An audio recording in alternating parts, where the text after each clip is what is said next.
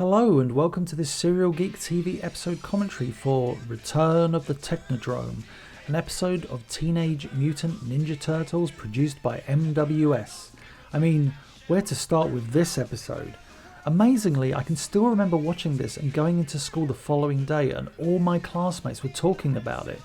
This episode really did feel like a conclusion to the series, and my friends and I were perplexed where the series would go next. The following week, the first episode of Season 3, Beneath These Streets, would air, and we would have our answer. It's sometimes hard to explain just how huge Teenage Mutant Ninja Turtles was. I mean, I've made videos on this channel explaining how popular it was in the UK, but you can never really get the emotion across of just how important it was within the realm of pop culture. Everyone was jumping on the Ninja Turtles bandwagon. TV shows, documentaries, comic books, everyone seemed to want to chip in and talk about it. I even remember a late night talk show for adults on Channel 4 having an appearance from Kevin Eastman and Peter Laird. At my school, Ninja Turtles was not only prevalent in my year, but also the year below me and the year above me. I remember getting into the good graces with one of the toughest kids in the year above, all because he randomly saw me reading a lengthy article all about the Turtles within the pages of a magazine known as Computer and Video Games, or CMVG as it was known. I mean, not to go into too great a tangent here, but that Teenage Mutant Ninja Turtles arcade by Konami, to say that was huge would be the understatement of the century. Everyone at my school loved playing it, plus it was the first time we properly heard the Ninja Turtles theme song, as it was part of the video game's Attract mode. And like I said, this episode was talked about at school the following day, as it was the conclusion to technically the first season we'd seen in the UK, as we never did get the initial 5-part miniseries. Also, bear in mind, numerous cartoons of the 80s rarely had season-specific endings. He-Man, She-Ra, Transformers, Inspector Gadget, Mask, The Real Ghostbusters, they all just kept going. Teenage Mutant Ninja Turtles was unique in that each season felt like the end of a chapter, which it usually was. And if you're aware of the events of this episode, then you'll understand why it was such a big deal. We honestly all thought that at the end... No, I'll get to that later.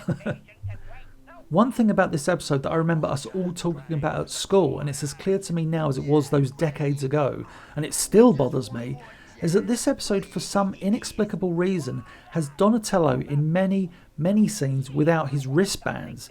This episode also has Donatello sporting an almost pink colour rather than purple, but the missing wristbands really make no sense at all, especially as he's often in scenes with his fellow turtles, all with their wristbands present and accounted for. Now, Dusan Mitrovic, whom you should know by now as the co-conspirator on this channel and producer, has often mused that there could be a deleted scene somewhere, maybe in the script, in which Donatello either loses his wristbands or misplaces them. I mean, on some occasions in this episode, his wristbands are illustrated, and to correct the error, green paint is applied on top of the cell to remove the lines. I mean, as if they're not supposed to be there. Seriously, Donatello minus his wristbands could be a fun drinking game. Pause this commentary, grab a bottle of gin and begin. You'll be smashed before the end of Act 1. I should also mention that with Dusan being a huge fan of the Teenage Mutant Ninja Turtles animated series, I asked him to hit me up with some notes, some things to talk about in this commentary, so I'll hopefully pull up some of the more noteworthy aspects of this episode that he's noticed in his many viewings. I should also point out a few other colouring oddities in this episode.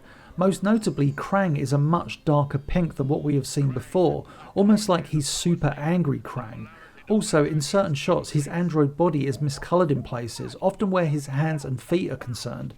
The other colouring oddity, and it's not a major one, is that the blue on Leonardo is slightly darker than what we have seen up until this point. Some have claimed that this episode was produced earlier in the season. However, you'll notice that there are several scenes in this particular episode in which Shredder no longer sports the design originally created by prolific artist Peter Chung. That post-Chung design didn't make itself more apparent until later in the second season. This episode, another reason that we all talked about it at school the following day, aside from its epic stakes, is that it really feels like a mini-movie. It feels much longer than it actually is, as it's fair to say that so much takes place in the space of 22 minutes. It's astounding that it's not a mess of an episode. Thinking about it, it's a shame that this episode wasn't split into 2 parts, but then maybe Maybe as a two-part story, the episode's pace may have suffered, with scenes dragging or being inserted in order to increase the runtime. It may be that this episode works so well because it is a single episode with so much happening. It's working! The capacitors are charging! Now, I've talked before about how I personally feel that the animation in those first 5 episodes by Toei is far superior than much of what followed, with Turtles on Trial and episodes by that particular animation team being the exception. I've said before that I wasn't a fan of how the look of the Turtles was softened. That said, I should have stressed that, like any good cartoon, if the story is good enough, then the episode's visual shortcomings can be overlooked. Yes, even Donatello's wristband issues. Just for comparison, a fantastic episode of The Real Ghostbusters titled Boo Done It features incredibly subpar animation but a truly wonderful story. This episode, Return of the Technodrome, features lesser animation but a truly epic story that will keep you utterly glued to the TV. And at the end of the day, isn't that the point? My goodness, look at this. We have a close-up of Donatello with the turtle com. His wristbands are present, and in the close-up of his hands, they're gone. Still playing the drinking game? Good luck. And we're about to see the Turtles race into action upon learning that the Technodrome is on its way, and it's referenced that the battle we're about to see take place occurs at Niagara Falls. Now, amusingly, Niagara Falls, August 1989, was the first time I ever heard of the Teenage Mutant Ninja Turtles cartoon, when my father's friend's son Kevin sang the theme song. I was kind of aware of the black and white comic book, but the cartoon, I had no idea that Kevin was giving me a preview of a theme song that would end up becoming rather iconic. Also, Niagara Falls, I've only ever been on the Canadian side of the falls, and so given that the location we see looks very little like the Canadian side, and given that the show is primarily set in the United States, we can assume that this episode takes place on the US side of things. So, we're nearly 8 minutes into the episode, and already so much has happened, and yet, as I said, this story never feels rushed, and I believe that is why it's fondly remembered by the fan base. I love seeing the Technodrome unleashing its power to open the portal, as well as all the blinking lights and sounds of the interior. The director of this episode was clearly pushing the idea that this monstrosity of a vehicle was utilising everything it could do to traverse dimensions, and seeing Krang look dominant and authoritative behind the controls really does raise the stakes even higher, if that were at all possible. Also, can we take a moment to appreciate Bebop's awesome aim in this scene? He takes a few incredibly well placed shots and manages to separate the turtle blimp from the glider.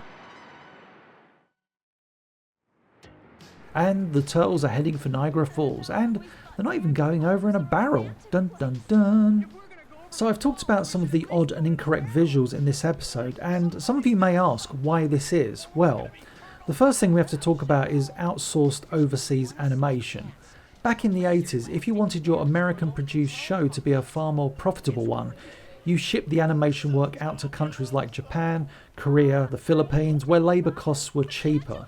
One of the reasons that Filmation had to close its doors in 1989 was because of its refusal to ship the work overseas, as Filmation president Lou Scheimer feared that doing so could endanger the American animation industry. And he wasn't wrong. Filmation's existence pretty much kept much of the animation industry alive, but at a cost, their own future. In fact, shortly before Filmation's doors were closed, they were considering shipping some animation work overseas. Sadly, the sale of Filmation by its parent company Westinghouse to L'Oreal sealed their fate. But yeah, throughout the 80s, Marvel Productions, Geek, Ruby Spears, Hanna-Barbera, they were all shipping their animation production overseas. But this would present a problem of its own. Yes, it was cheaper to produce, but there had to be strong governance to ensure that mistakes weren't made. And even then, mistakes could still be made. Also, a show like Teenage Mutant Ninja Turtles was in high demand, and episodes' seasons were being made far more hastily than most other shows.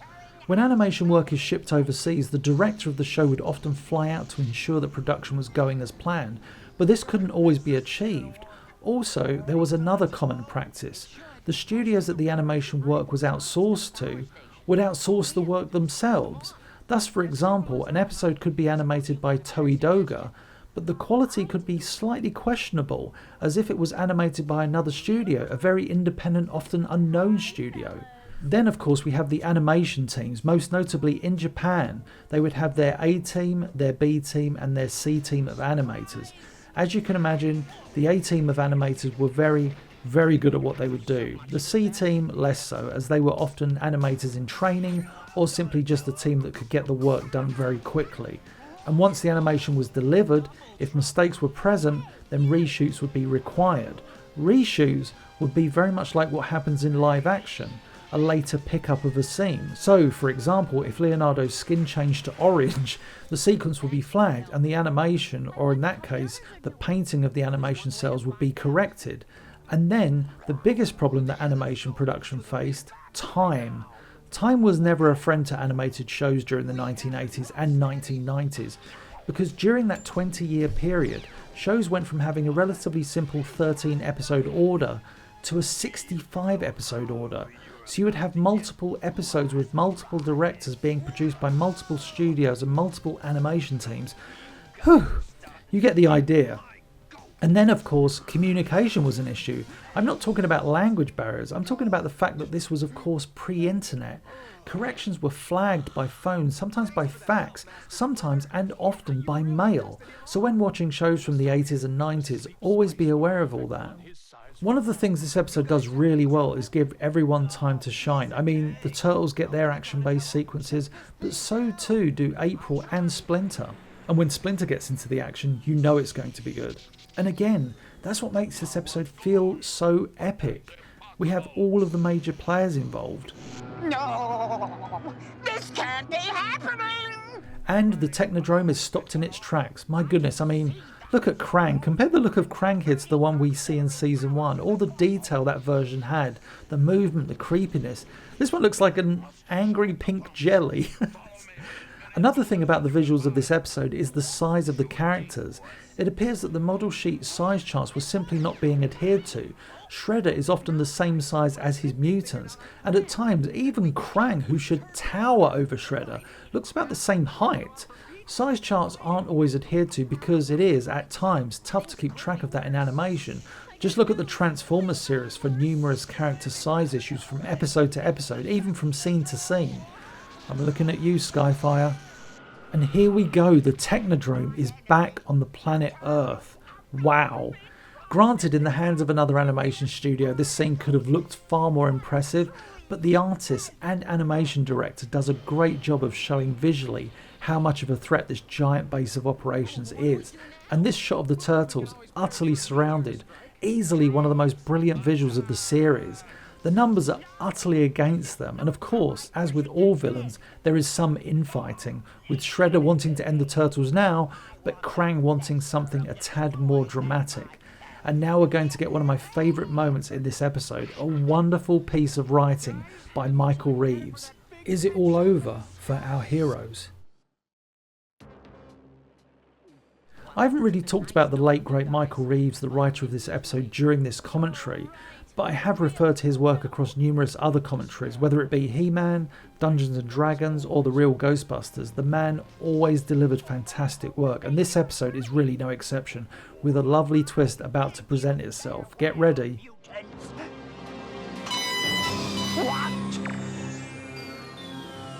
Something's gone wrong. I just love that twist. The energy that Krang used in transporting the Technodrome to Earth drained the power source, and thus his attempted slaying of the Turtles is cut very short. It's a wonderful piece of writing because as an audience we really do not expect that Krang, who really has dominated much of the episode, to be hoisted by his own petard, as they say. It's great. Well, I never look a gift branch in the mouth.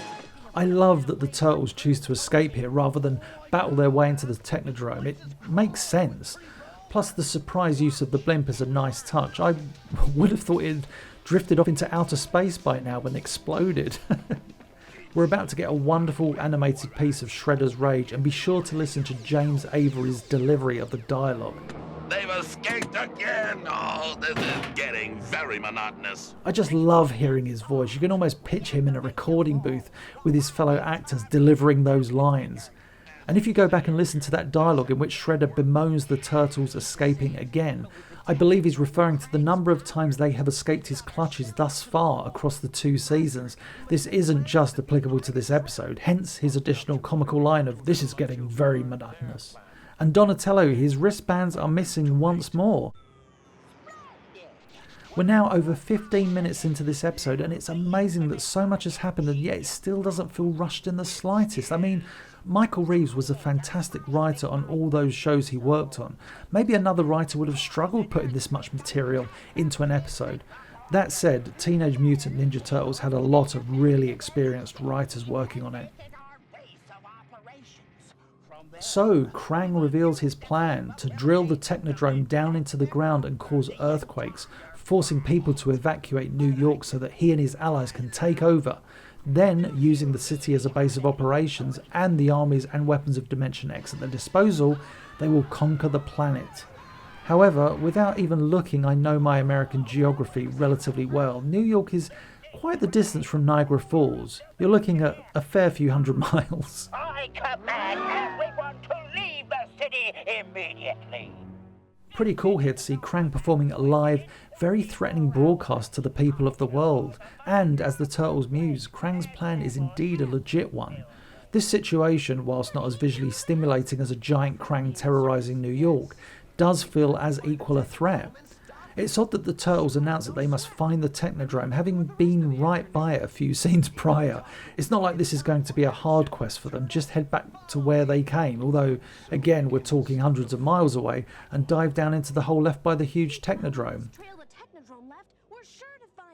It feels here, with the Turtles pursuing the Technodrome underground, very much like the first 5 episodes of the series, as they did their utmost to keep track of the giant villainous base of operations.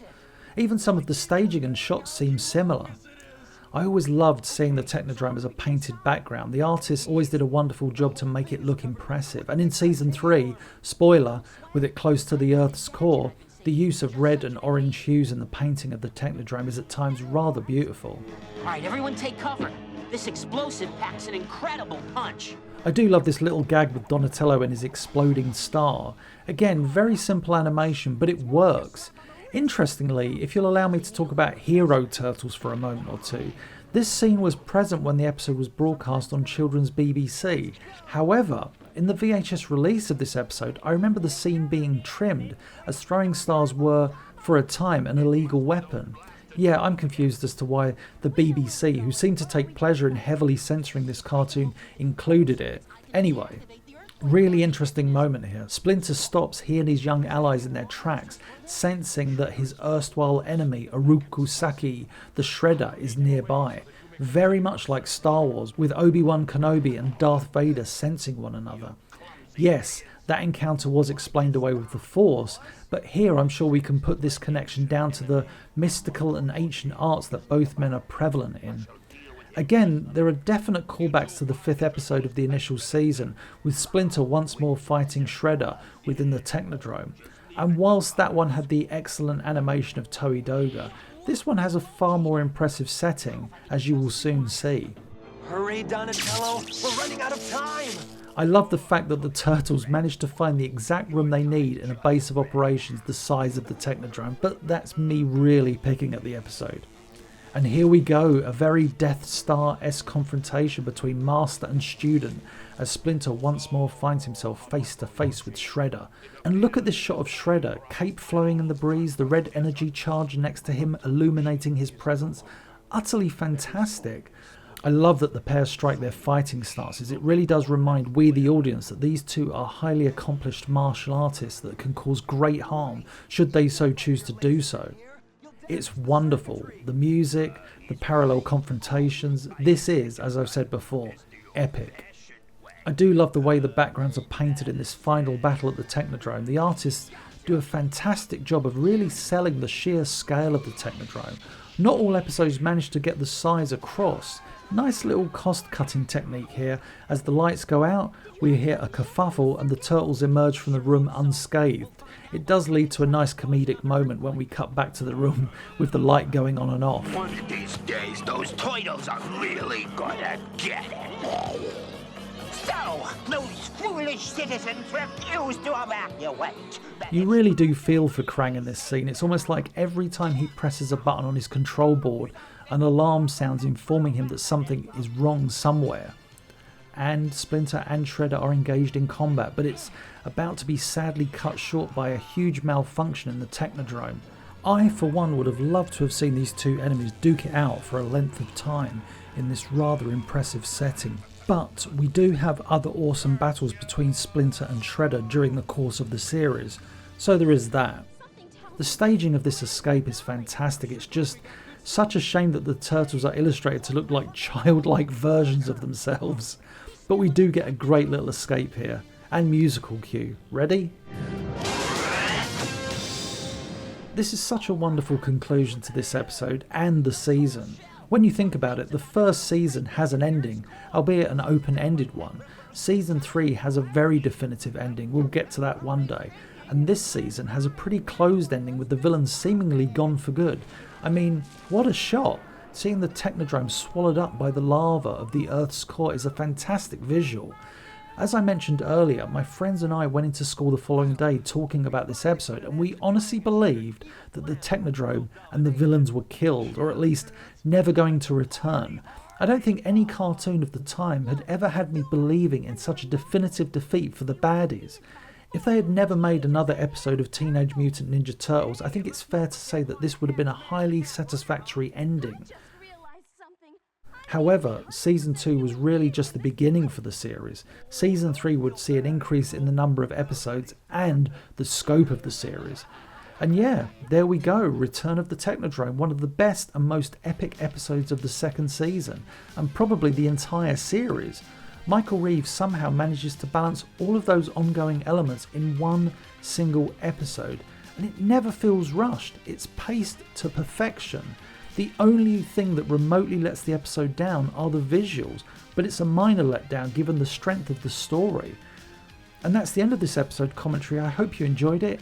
If you did, please be sure to like, share and subscribe, and I'll catch you on the next one.